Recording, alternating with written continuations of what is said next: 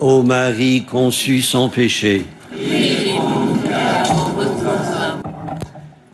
frères et sœurs, dans son histoire du peuple d'Israël, Renan écrit que sans le prophète Jérémie, l'histoire religieuse de l'humanité eût suivi un autre tour. Pour l'affirmer, il pouvait s'appuyer sur la réponse des disciples à la question que Jésus leur posait. Au dire des gens, qu'est le Fils de l'homme? Certains ont répondu Jérémie ou l'un des prophètes. Mais Renan tire un peu la couverture, car de tout temps, le personnage a hanté l'imaginaire du peuple juif. Ce qui marque la tradition d'Israël, ce n'est pas tant les prophéties de Jérémie que sa figure, sa stature, son drame. Il est emblématique du croyant aux prises avec son Dieu, avec lui-même, avec l'histoire de son pays. Dans l'épisode que rapporte la première lecture de ce dimanche, alors que le roi de Juda, Sédécias, assiégé dans Jérusalem, est sur le point de négocier avec l'Égypte un secours qui ne viendra jamais, Jérémie, porte-parole de Yahvé, invite à la reddition.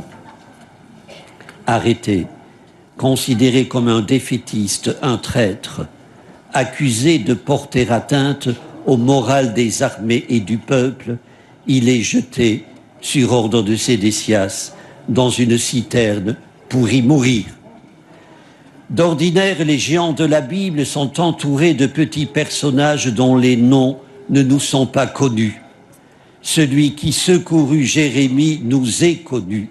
C'est un certain Ébed-Mélec. Dans toute la Bible, il n'est cité qu'à cette occasion. C'est sur lui que je m'arrête avec vous.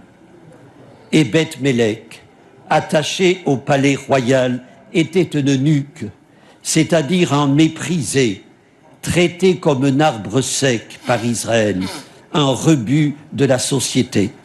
Mais il sait reconnaître dans le vacarme unanime une voix différente, une voix inspirée par Dieu, et il agit pour éviter qu'on ne la fasse taire à jamais.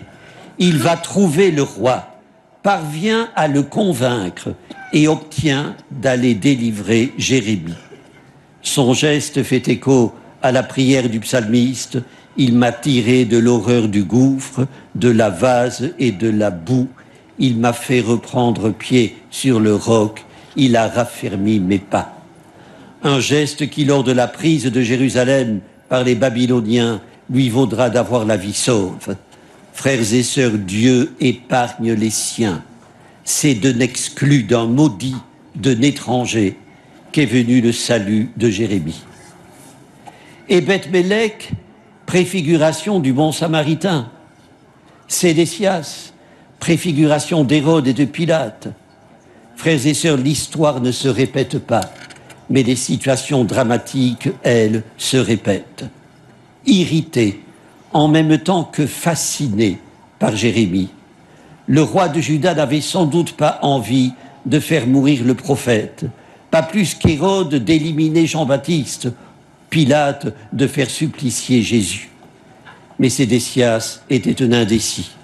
Il balançait entre le bien et le mal. Après avoir donné carte blanche au prince pour qu'il dispose de Jérémie, le voilà qu'il autorise Ébed-Mélec à le retirer de la citerne où il l'avait fait jeter. Il fait marche arrière, tant mieux. Frères et sœurs, devant Dieu, et ce qu'il représente et parle en son nom, il n'y a pas lieu de tergiverser. Jésus en avertira les disciples. Pensez-vous que je sois venu porter la paix sur la terre? Non, je vous le dis, mais bien plutôt la division. Frères et sœurs, le temps du choix vient immanquablement à un moment ou à un autre. Ne nous laissons pas enfermer dans des situations inextricables qui font éclater au grand jour les contradictions dans lesquelles nous sommes pris. Ne prétendons pas étouffer une parole qui est vie et nous met en situation de choisir. Seules les oreilles qui ne veulent pas entendre ne l'entendront pas. Alors que tant de nos frères et sœurs, en proie aux difficultés de la vie, à l'hostilité, au mépris, joignent leurs prières à celles du psalmiste, « Seigneur, viens vite à mon secours », n'hésitons pas, tout petits que nous soyons, à intervenir quand il le faut. Et Beth Malek est notre modèle. Devenons des Samaritains.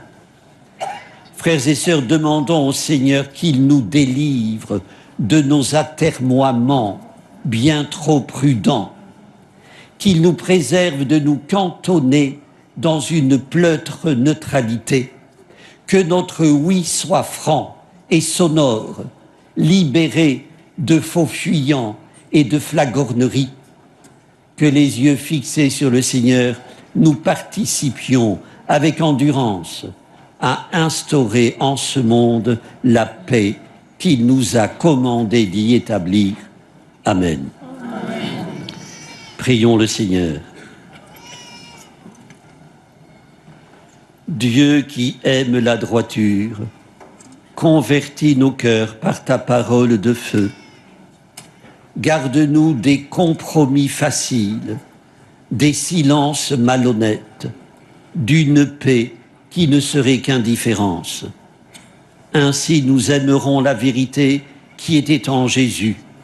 Pour elle, il est mort, en elle, il est vivant, auprès de toi, pour les siècles des siècles. Amen. Le Seigneur soit avec vous. Et avec votre esprit. Que Dieu Tout-Puissant vous bénisse, le Père, le Fils et le Saint-Esprit. Amen. Notre-Dame de Lourdes, Sainte Bernadette,